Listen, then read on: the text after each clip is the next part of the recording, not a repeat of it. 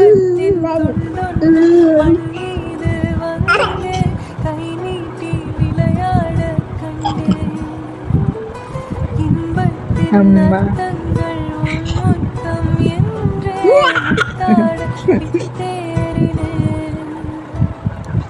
நீ பேசும் பேச்சா கேட்டால் போதும் நான் கொண்ட